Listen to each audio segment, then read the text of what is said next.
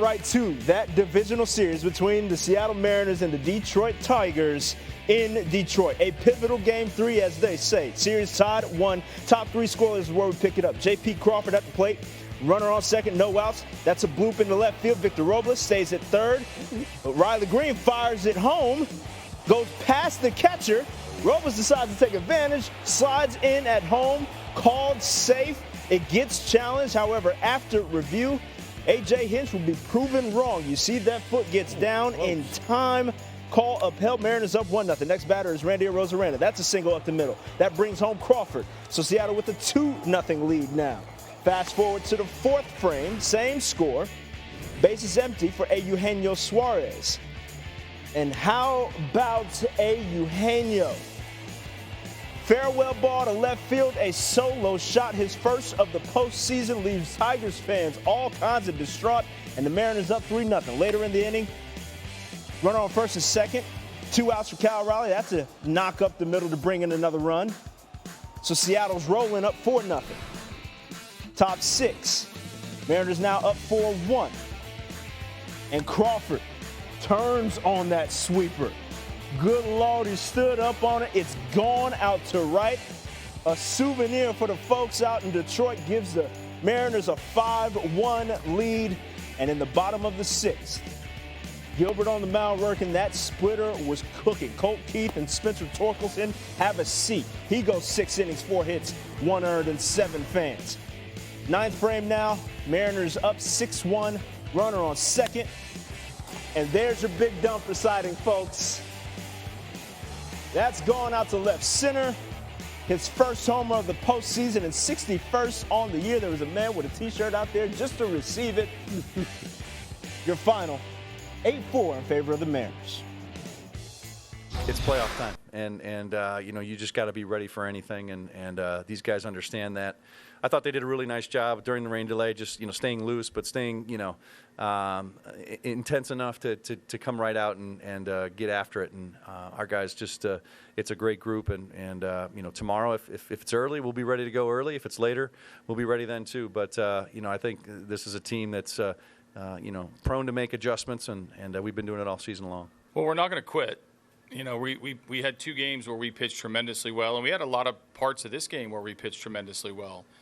But listen, this is the playoffs, and I keep saying they got here for a reason too, and they won some of the at-bats and certainly hit the ball out of the ballpark a couple times. They do hit homers when you make mistakes, but we're going to play the rest of this series out and see if we can answer the challenge of getting through this lineup and putting up more runs.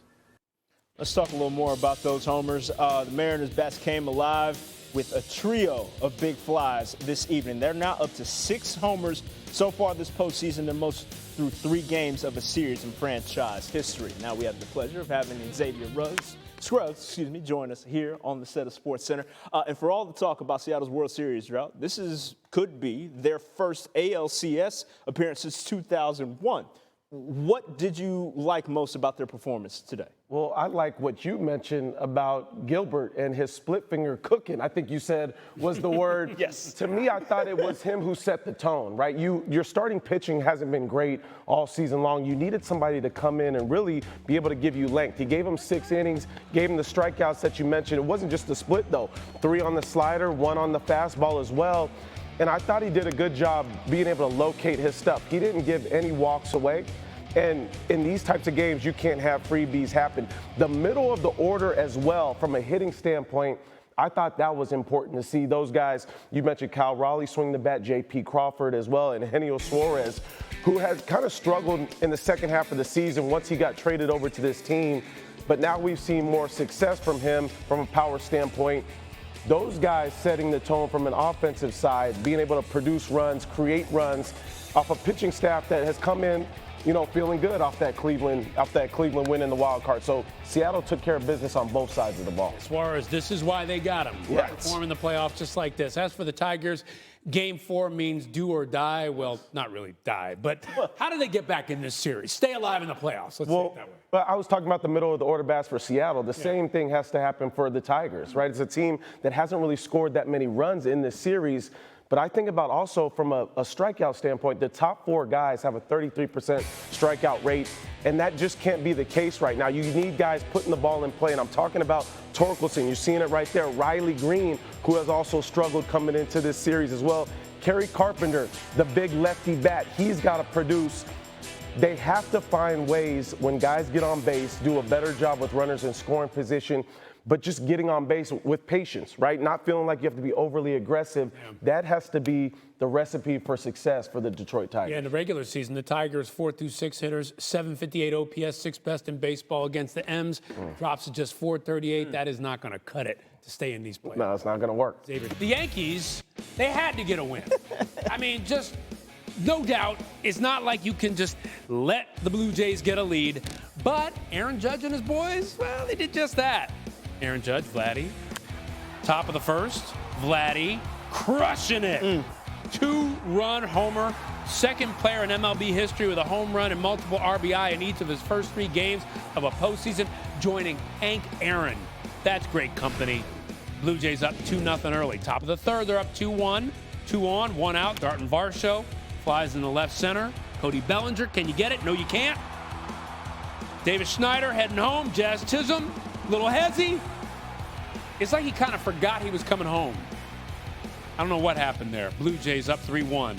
Next batter, Ernie Clement. Grounds it in the left field. Guerrero Jr. racing. Cody Bellinger's throw, not in time. The belly flop. Yep. Let me tell you, the dugout loving it. Jays up 4-1. Guerrero just flying around. Look at that joy. Next batter, Anthony Santander. Lines it in the right. 2 runs coming in.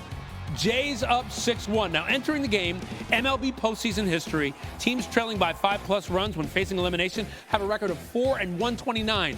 Yankees done? I don't think so, says Aaron Judge. With a runner on third, doubles down left. Trent Grisham coming on home. They'd score another on a sac fly, and now the Yanks are down 6-3. So bottom of the fourth, base is empty, 1 out. Austin Wells, pop up to shallow left. Addison Barger says, I got it. Oh, got it. That is a crucial error. And that error puts a runner on base after a Trent Grisham walk. 2 on for Judge. That is why you pay him the big bucks. And look, it's off the foul pole. At first you're like, is it a homer? He's like, count it, baby. 3-run homer. Yankee Stadium in a frenzy. He watched it all the way up the foul pole and was like, yeah, you take that bat. Yankees tie it up at 6. We in this thing. Bottom of the 5th. Same score. Base is empty. Jazz Chisholm's like, we in this thing. We leading this thing. He knew it right off the bat. Yankees up 7-6. Look at this. Oh, I'm just admiring it. That is the face of a man hitting a homer. Later in the inning, runner on second for Wells. Singles in the right. Ahmed Rosario scores. Wells thrown out at second. But the Yankees up 8-6. So top of the 9th. Yanks up 9-6. Vladimir Guerrero grounds one straight to third. Jose Caballero, can you get him? Yeah, you can. And the Yankees win it. They win it 9-6. They stay alive in the ALDS. And after the game, Judge caught up with Jeff Passan. Aaron Judge, you hit 53 home runs during the regular season. Every one of them, you swung on a pitch in the strike zone. The 100-mile-per-hour fastball from Louis Varland was more than a foot inside. Why did you swing at that pitch, and how did you hit it out? I'll probably get a bad grade on that swing if I go back and check the report, but it's just crunch time. You know, he blew my doors away with 100. Early I'm looking for an off-speed pitch, but really kind of threw that all out the window and said, hey, you know, see it and drive it, try to get it something you can handle, and be able to do a job.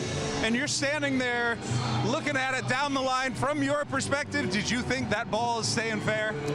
We had a shot, but hopefully the ghosts were kind of blowing it fair for us. That was a good one. So Jazz Chisholm then goes, adds the go-ahead home run. You guys were down 6-1 against a team that was 39-0 when it had a 5-run lead this year. How did you guys have the fortitude to stay in that game and eventually win it? Just play our game, don't focus on the score. It's just one pitch at a time. You know, I've been saying it all year, all playoffs too. Just keep passing the baton. That's what got us to this position. It's just guys having good at bat after good at bat, and it doesn't matter if we get down early or if we have a big lead. Just keep having great at bats, and a lot of fight in this team, a lot of grit. I know the fans weren't too happy with us as it was kind of getting out of hand, but we stayed locked in on our mission. Next pitch you guys throw is going to be from Cam Schlittler. He has faced a win-or-go-home game before. What does he need to do to keep his composure tomorrow? Just be Cam. He went into a tough environment going up against his hometown team, the Boston Red Sox, in a wild card game, and he did his thing. So I'm expecting him to go out there and just do his thing. Man, he's been an impressive kid to watch. Man, he works all his pitches, attacks guys. It's something special. It ain't over. Party's not over. Yankees overcame a 5-run deficit to save their season, tying the third largest by any team facing elimination in postseason history. According to ESPN Analytics, their chance to win was as low as 9%, but Judge and the Yankees get another shot to extend their season on Wednesday. New on SportsCenter. Yeah, I mean, thought we did a really good job against Carlos. Kind of just didn't really play our game, really, when you look at kind of things as a whole, or as a whole. Just defensively, you get them extra outs and things like that, and they can do that in a hurry, So it's not one thing, it's a couple things, and their bullpen did a really good job, and we just gave them extra outs. Given how much your bullpen had to do today, do you have pitching plans for tomorrow? Yeah. Probably let you know tomorrow. You're trying to, again, like I said before the game, you're trying to take chances to win today, and it didn't work out. Everyone's available tomorrow. Everyone's available, just not exactly sure who's going to start yet. Got to talk through that with Pete and the guys, but I think, it's everyone's available tomorrow. We'll stay in that same spot, John.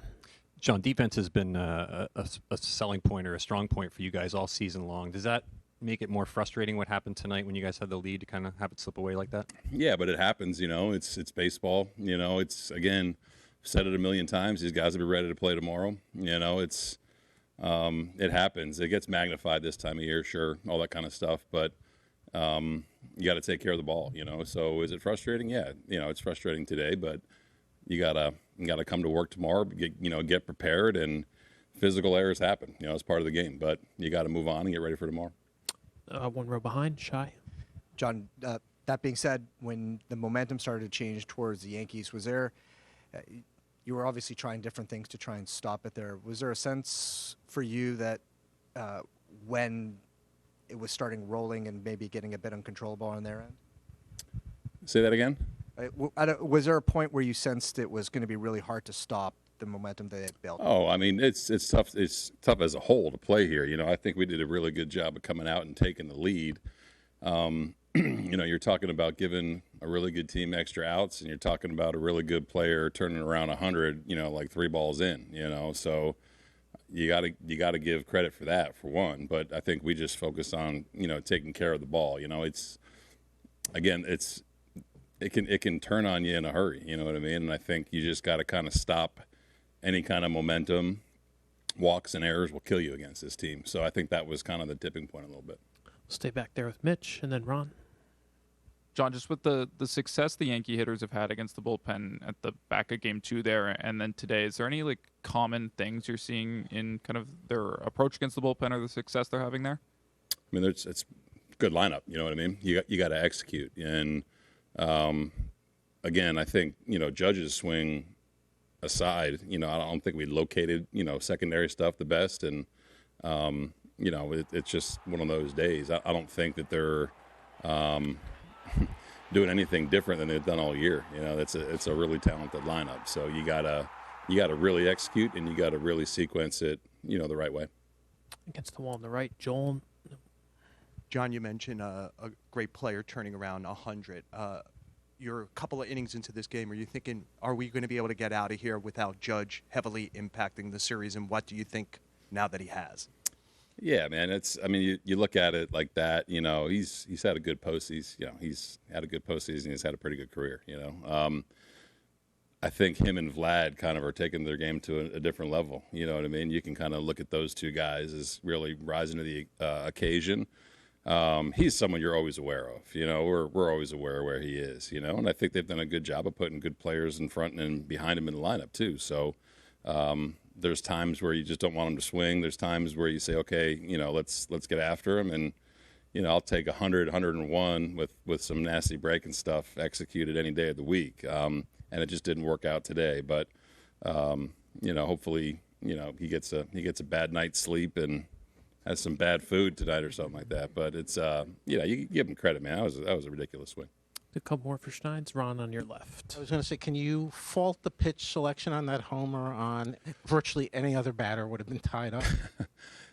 Yeah, I don't know, man. You know, he puts the fastball by him, you know, and you can go one of two ways. You know, you can try to go up and in like you did. You can try to bury a breaking ball. It's, again, man, you give him credit. That's you got to make pitches. Sometimes you got to make really good pitches. You know what I mean? And again, it's not you know, like you're waiting for that to happen, but you understand the talent that he does possess. I mean, even though you wouldn't, did you run through the parameters of, okay, walk him here, nah? Kind of, you know, I think about that a lot. You know what I mean? Yeah, I think that every situation is different. Score, who's on the mound, you know, time of the game, all that kind of stuff. You know, I trust my guys to make pitches. You know what I mean? And there's ways to get him out. You know, again, he's one of the best players, if not the best player in Major League Baseball. You know, but I trust my guys to execute. And if there's a time where we cannot pitch to him, sure, but. You know, just give him credit for that swing. And Eduardo Perez joins us from the Bronx. Everybody wins. Okay, so Eduardo, the Yankee bats woke up just when we thought they might be going away permanently. What impressed you most about this performance?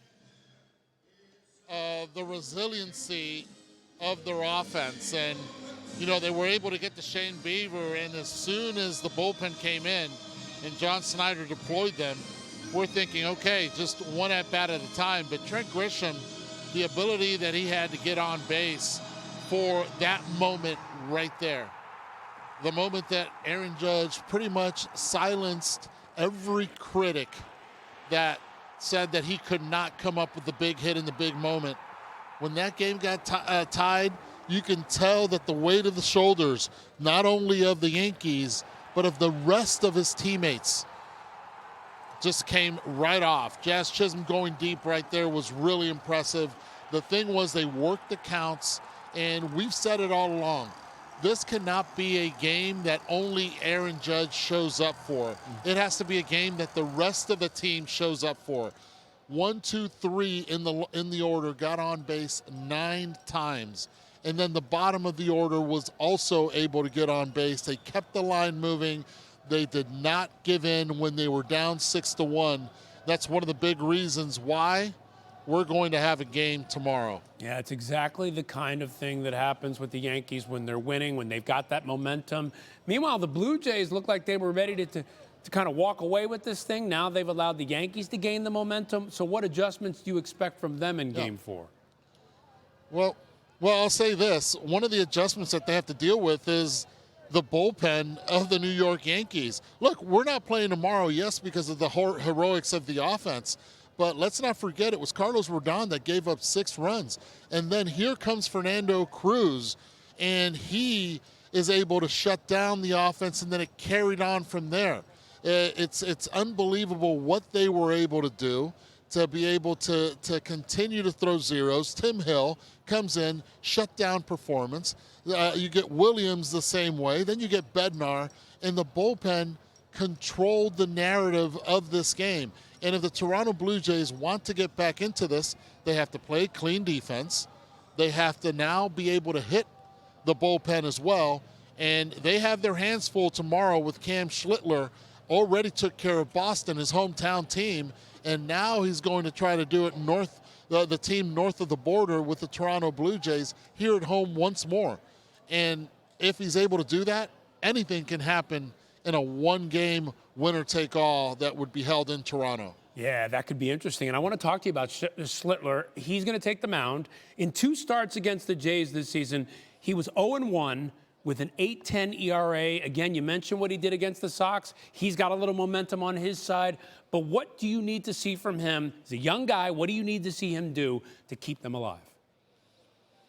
Strike one. Look, this is a team that does not swing and miss as much as the Boston Red Sox team that he faced. He has to be able to have the same presence that he had the other day. Now, there's no unknown here because the Blue Jays have faced him before. They know what he has. But the strike one has to play. The fastball has to be present. And then the cutter, he can work off of it. The two-seam fastball has to also be present.